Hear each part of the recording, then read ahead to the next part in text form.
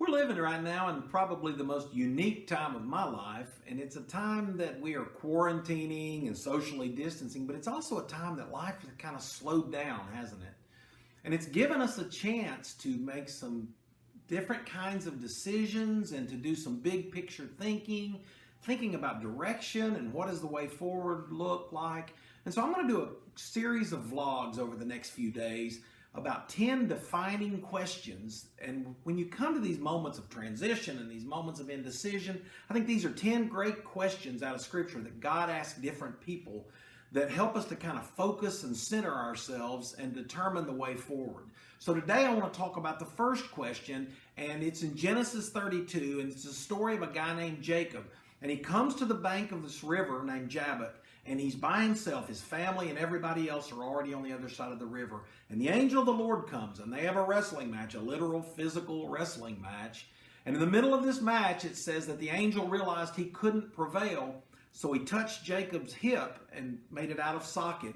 And then he asked him this question. He said, "What is your name?" And Jacob replied, "My name's Jacob." And what the question really was who are you? You see, Jacob's name had meaning. It wasn't just something people called him. Jacob meant deceiver or usurper. And literally from the time of his birth, that had been his story. He had usurped his brother out of the birthright, and he had deceived his uncle, and he had always, this has kind of always been his characteristic. So I can only imagine when he answers this, his answer is not said with pride, but it's, "I'm a deceiver." And I think this has got to be our first foundational question too. Who are we? When we're looking at what does God have for us? What is God's mission for us? What is my life supposed to be about and what gives it meaning? I think we've got to look at who are we? What's our character? What are our passions? What are our talents? And even as much as this is uncomfortable, what are our shortcomings? In Jacob's case, just like yours and mine, he had a lot of strengths in his character. He also had some shortcomings. He was ambitious. Now, ambition's a good thing, and Jacob was never satisfied with who he was or where he was. He always wanted to improve himself and improve his standing, and that's a great thing. Unfortunately, it was married to this other characteristic, and that was Jacob could be unscrupulous, and he would stop at nothing to get what he wanted, and he was willing to pay any price or make anyone else pay any price for his ambitions to be fulfilled. Another characteristic Jacob possessed is that he was a runner. When the heat got hot, when his actions caused problems, when the circumstances around him got difficult, Jacob hit the road.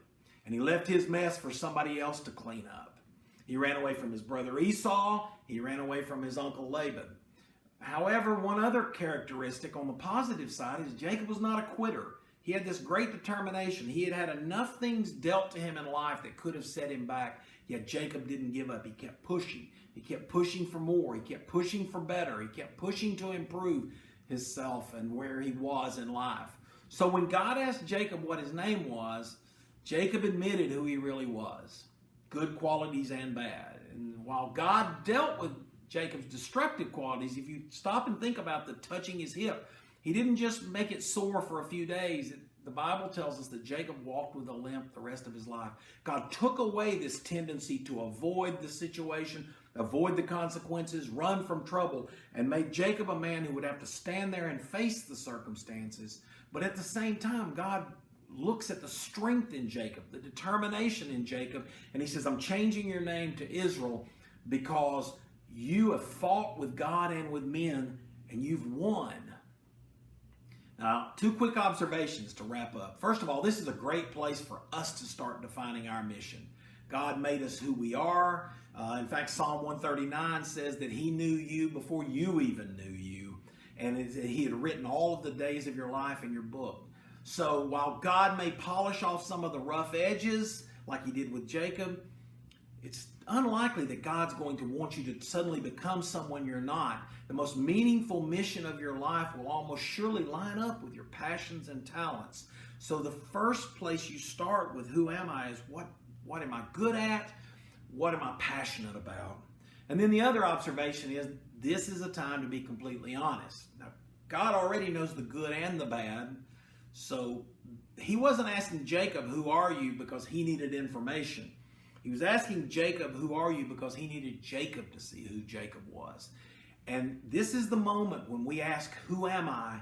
That we need to see the good and the bad. And sometimes we're able to see the bad better than the good in ourselves. But God didn't make any of us to be unhappy with who we are. He didn't make any of us to be stepchildren or secondhand. He made all of us with strengths and abilities, and God placed those in us so that we could accomplish our mission. So the first question is, who am I? Because that's where everything starts. Keep your eyes open for question number 2. Where are you?